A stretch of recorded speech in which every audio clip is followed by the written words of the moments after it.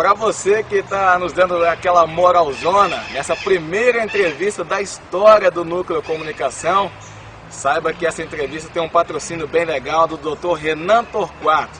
Renan Torquato tem um escritório na Rua Alfield, número 414, no 7º andar, na sala 702. Então não perca tempo, está precisando daquela bola bacana, né, aquele serviço dentário bem legal? Então corre lá no Dr. Renan que ele tem algo bom para você lá, ok?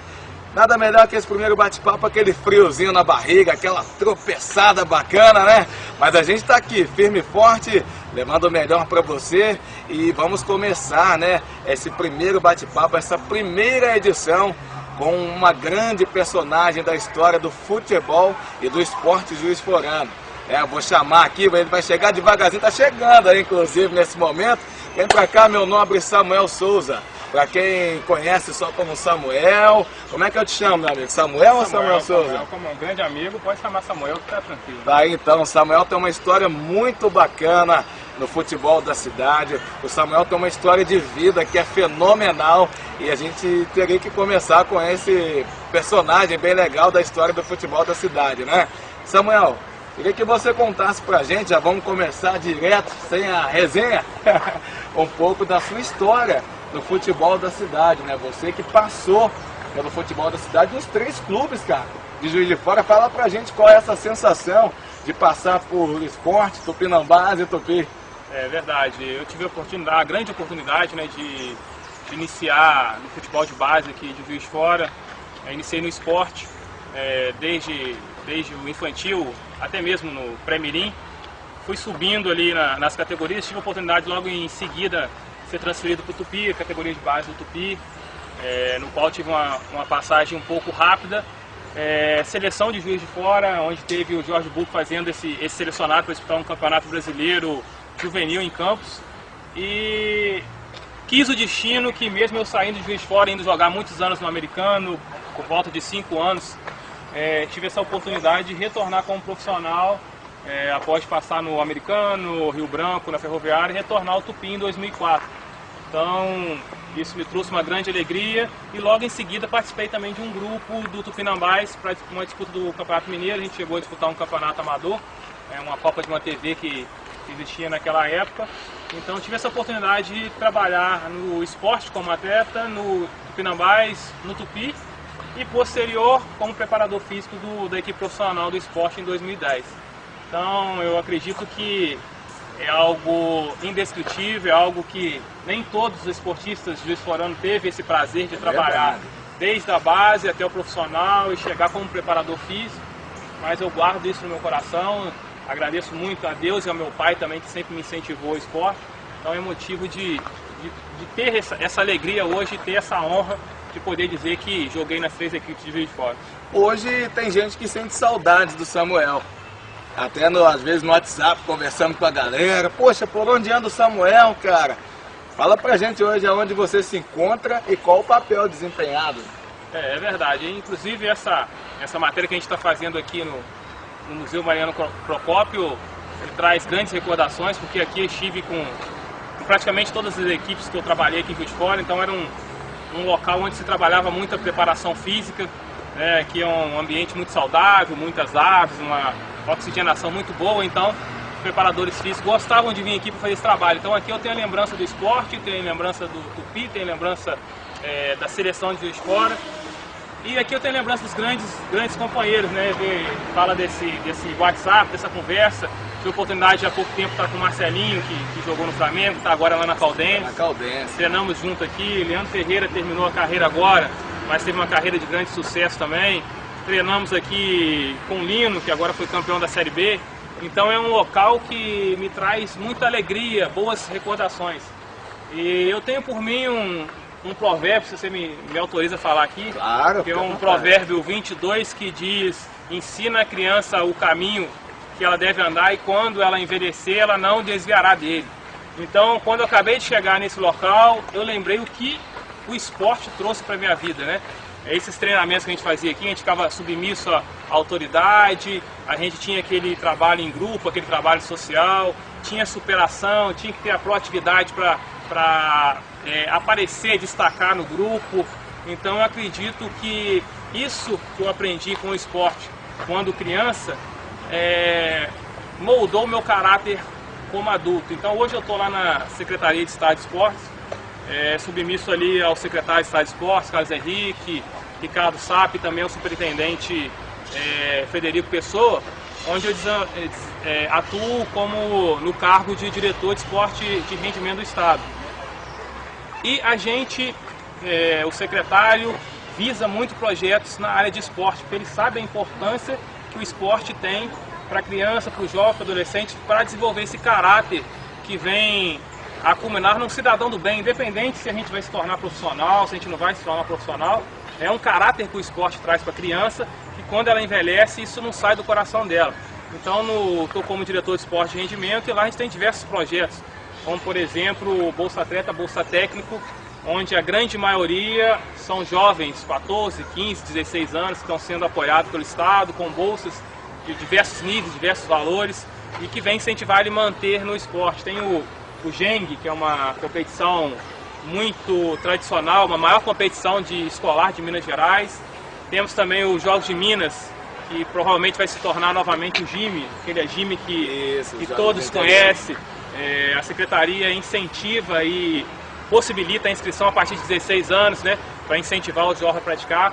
Então acho que o esporte esteve na minha vida, está na minha vida, e graças a essa experiência, a essa vivência que eu tive nos clubes de Juiz de Fora, que eu sou grato ao esporte, Tupinambás, ao Tupi, eu tenho essa base para poder estar ali auxiliando da melhor forma possível na Secretaria de Estado de Esportes. E hoje você então está trabalhando com todas as modalidades lá em BH, não é isso? Fala pra gente como tem sido, porque é uma nova experiência, é um novo desafio, né? A gente sabe que o Samuel foi jogador, tive a oportunidade de acompanhar um pouco da carreira, também como preparador, aí a gente já acompanhou um pouco mais, como você bem disse, Esporte Clube Juiz de Fora em 2010. E hoje um pouco diferente, está dentro de uma secretaria, mas não saiu da prática esportiva. Exatamente. Tem ajudado adolescentes, jovens, né, a sonhar como um dia você sonhou. Sensação, Samuel, de estar desempenhando esse papel. Exatamente, você citou muito bem que, na verdade, ali eu não cuido só do futebol, né? A área de esporte e rendimento são diversas modalidades olímpicas, modalidades reconhecidas, e eu tive a oportunidade e a preocupação, que eu acredito que todos os jovens devem ter, os pais devem ter, e quando eu jogava no americano eu consegui também fazer uma faculdade de educação física, né? Nos momentos de folgas, chegava às 6 horas do treinamento, a faculdade era exatamente do lado, utilizava até o centro de treinamento americano como as aulas de educação física, então eu consegui conciliar essa formação acadêmica com a formação esportiva. Então finalizei essa carreira, essa profissão, essa faculdade como professor de educação física. Logo em seguida fiz uma especialização na área de treinamento de força e fisiologia do exercício e muitos cursos, porque você tem que ter um domínio de diversas modalidades.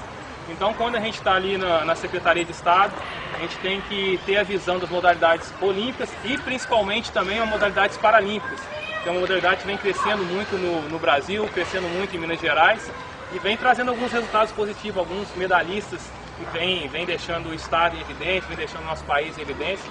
Então tem que saber um pouquinho de cada modalidade. É lógico que é difícil você dominar todas as modalidades, mas essa experiência prática e a experiência técnica da faculdade me deu uma base muito boa para poder conciliar essas duas partes e essas diversas modalidades. Ó, e quem não conhece o Samuel, vou pedir para adicionar no Facebook, pode ser? Pode ser, Samuel Souza com Z. Souza com Z, é diferente, cara, é diferente, como diz um amigo nosso, são nomes de fora. Então, Samuel, o pessoal vai acompanhar lá, vai ver fotos de você no Boca, no River. É uma experiência internacional que você tem, são estágios, são visitas, explica para o pessoal como que foi essa experiência lá fora e o que você foi fazer lá fora do Brasil. Isso, quem quiser acompanhar, pode entrar no Facebook, eu vou te dar até um macete, em vez de colocar Samuel Souza, coloca o e-mail no buscar lá, que já sai automaticamente no meu Face, que é SDS, de Samuel Dutra de Souza, jf@hotmail.com. Colocou esse e-mail, imediatamente já sai o Facebook. Ali tem diversas fotos, né? Quando eu encerrei a carreira como atleta profissional, a última equipe foi o Sampaio Correia, lá no Maranhão, e iniciei uma carreira como preparador físico. Tive a oportunidade trabalhar na categoria de base do Tupi. Logo em seguida surgiu a proposta para trabalhar ali com o Jorge Bug, com o Nando Osório, ali na equipe profissional do esporte em 2010. Em 2011 surgiu uma grande oportunidade, através de um ex-atleta que era muito meu amigo, os familiares, de trabalhar 6 meses ali no Boca Juniors, ali como terceiro preparador físico da equipe profissional. E toda esse aprendizado, essa pré-temporada que foi feita lá, na época a gente tinha o Riquelme, tinha o Palermo, tinha o Schiavi auxiliando, e tinha o Sebastião Bataglia, atletas tudo de nível de seleção brasileira, de seleção argentina. E tem as fotos, eu tenho um site também que quem entrar no meu Face vai ter o link ali, vai curtir os treinamentos. Eu tenho um curso, uma palestra que é as tendências atuais na metodologia da preparação física, que trabalha muito essa cultura física de treinamento da Argentina. Então quem quiser curtir pode entrar aí no Facebook ou me manda uma mensagem que eu passo o link dos vídeos, do site, que tem matérias bem legais. A gente está num espaço aqui agora, se nossa câmera puder mostrar, aqui era praticamente o local dos treinamentos, tanto de tupi quanto de esporte e também de tupinambás. Samuel, olhando para essa paisagem, para esse lugar, saudade, né? Realmente tem história esse lugar aqui. Eu cheguei aqui, acredito que com 13 anos eu já estava treinando aqui no museu. Treinei até 25, 26 anos, quando eu estava no Tupi também retornei aqui para treinar. Eu me recordo do treino de 14, 15 anos, que eu vim aqui, era 10 voltas no museu, 10 voltas aqui completa, e o tempo nosso era entre 35 e 38 minutos, e tal, no treinamento aeróbico.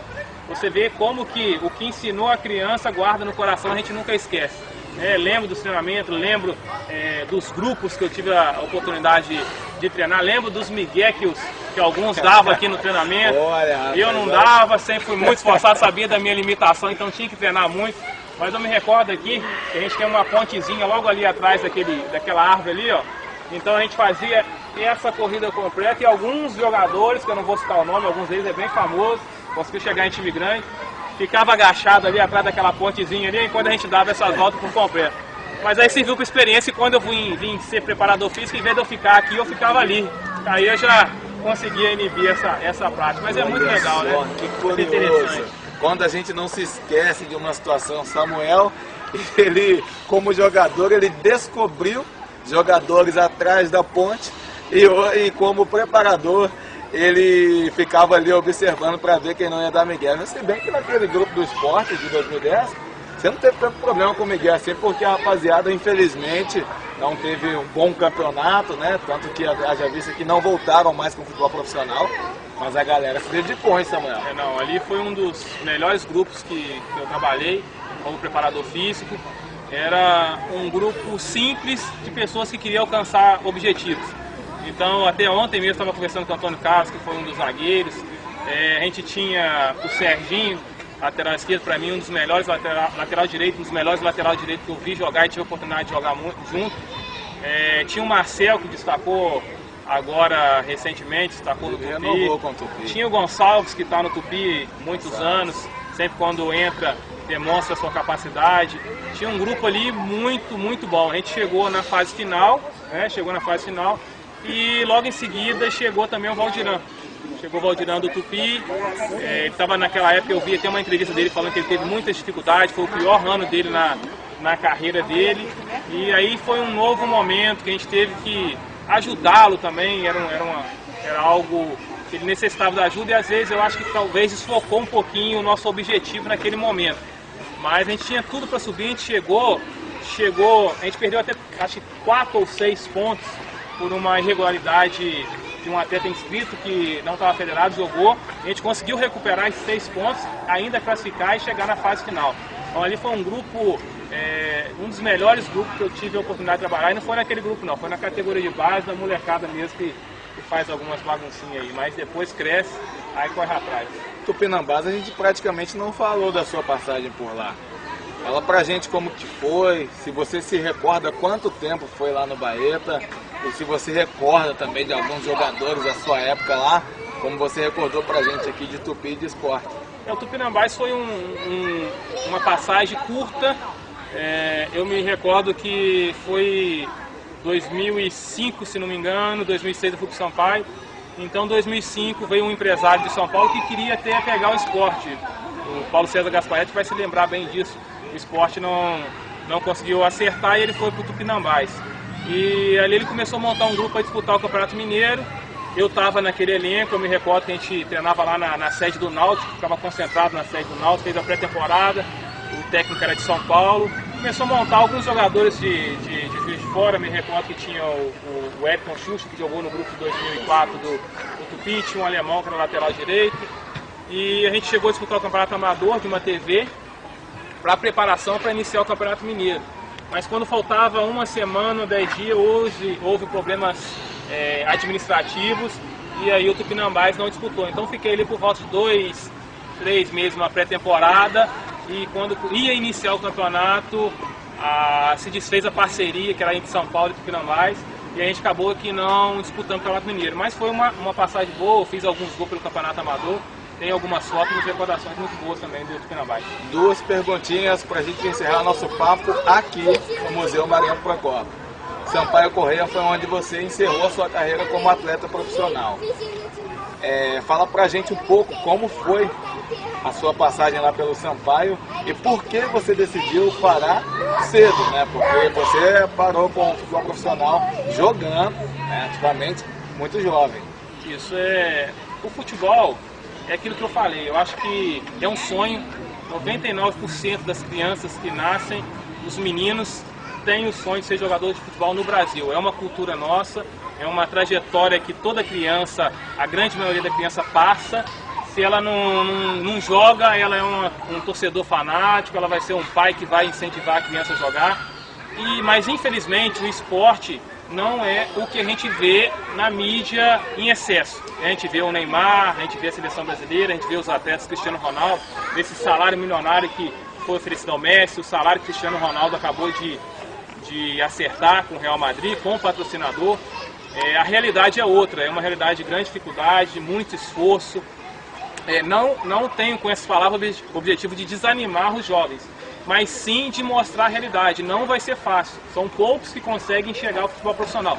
Eu estou recordando aqui do grupo do esporte, tinha grandes jogadores, mas se chegou 1, 2, Bote jogou lá há pouco tempo e foi para o Vasco, o João Paulo também jogou comigo, chegou a jogar no Vasco, mas eu me recordo 2, 3, 4 de uma imensidão de atletas 80, 81, 82, 83, 84. Então são muitos jogadores e pouco, 4, 5 que chegam. Então você tem que se preparar também para uma nova carreira. E o que aconteceu comigo foi que eu me preparei jovem para uma nova carreira, com a educação física, com a faculdade. Então, hoje, em determinado momento, as dificuldades de futebol, muitas das vezes, algumas vezes, um atraso de salário, até mesmo não receber alguns salários em alguns locais, foi fazendo que eu começasse a pensar na carreira de professor de educação física, de preparador físico, e isso depois do Sampaio ela ficou um pouco mais latente em mim, de algumas dificuldades no Sampaio que me fez a desviar. Logo em seguida eu tive uma proposta para Portugal, Ilha da Madeira, mas eu acho que eu estava num momento que eu já tinha tido algumas desilusões que me guiaram para uma nova carreira. Não arrependo, porque ali no Sampaio tive a oportunidade de conhecer até pouco tempo de jogar com o Arilson, que foi o meia do Grêmio, foi aquele meia que foi para a seleção brasileira, de polêmica ali com o Zagallo, de concentração. Com certeza, Arlindo Baracanã estava por lá também. Isso, Sidão estava lá, que agora eu tive o prazer eu não consegui conversar com ele, mas vi ele no jogo entre Botafogo e América. A gente dividia quarto lá, um rapaz de caráter muito bom, um menino evangélico que merece estar onde chegar, agora foi contratado pelo São Paulo. Diversos outros, de Ney na Ferroviária, que chegou a jogar no Vitória. Então foi um convívio muito bom. Eu acredito sim que eu consegui me saciar com o desejo que eu tinha. Talvez se tivesse continuado, perdi agora, digamos, um colega que eu não tinha uma grande amizade, mas tive a oportunidade de jogar no Goitacás pouco tempo também. E o Bruno Rangel era um dos atacantes ali do Goitacás. Eu me recordo que eu ia ser emprestado para o Goitacás, estava no Americano. E quando eu cheguei no Goitacás, eu era atacante, eu vi aquele atacante e falei, pô, esse menino vai me dar trabalho aqui para poder jogar. E era ele. Então eu tenho essa recordação dele. Depois a gente não fez uma se cada um foi para um caminho, não teve um vínculo de amizade, mas tinha ele no Facebook, acompanhava, sempre quando via os jogos da Chapecoense, olhava para ver se ele fazia gol. Então é uma trajetória de grande amizade, que por dinheiro nenhum eu trocaria se falasse, ó, te dou X para você não ter vivido isso. Então incentivo as crianças, os jovens a buscarem o sonho de ser jogador, porque é algo que traz uma satisfação quando você ficar mais velho imensa. História engraçada desse local aqui, conta uma pra gente. Aqui tive diversas histórias, né? Teve essa do Miguel e acho uma interessante que não aconteceu aqui, mas num grupo que treinou algumas vezes aqui, ali no Tupi em 2004, a gente tinha aquela turma que era mais da brincadeira e a gente tinha referência no grupo, que era o Pimentel, diversos títulos, São Paulo, Palmeiras, Vasco, Flamengo, um cara respeitadíssimo, lateral direito. Então eu me recordo que a gente foi para um jogo da Copa do Brasil contra o Flamengo, um jogo de volta em Edson Passo. E no jogo de ida, nos jogos anteriores, o grande destaque do Flamengo era o Felipe, lateral esquerdo, que jogou no Vasco. Isso. Então ele tinha um drible muito rápido, um corte para a esquerda ali, que ninguém conseguia parar ele.